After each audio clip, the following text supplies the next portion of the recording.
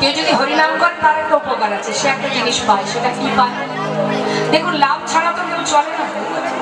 এই যে আপনারা এখানে আছেন, এখানেও একটা লাভ আছে, কিন্তু কি লাভ? সেই লাভটা কি?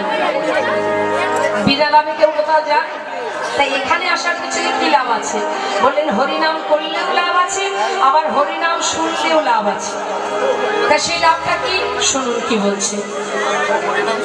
শ্রী গৌরাঙ্গের মধুর লীলা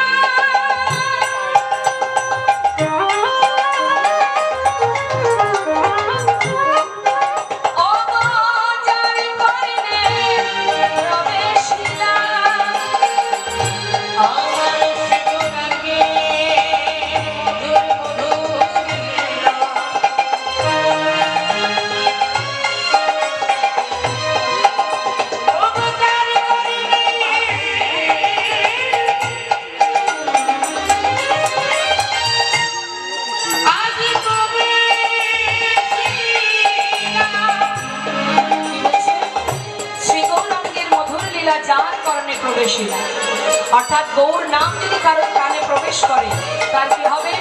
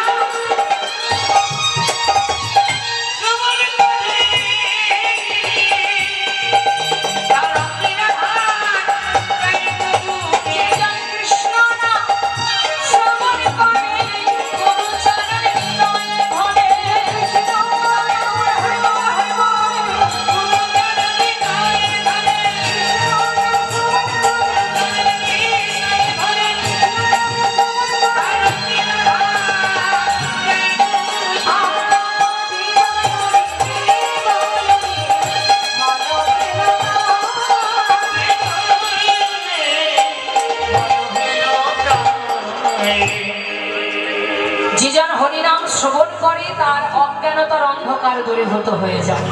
আজন বললেন হরিনাম যদি কেউ করে হৃদয় মাঝে কৃষ্ণ প্রেমের উদয় হয়, আর যদি হরিনাম কেউ শোনে তাতে তার অজ্ঞানতার অন্ধকার দূর হয়ে যায়।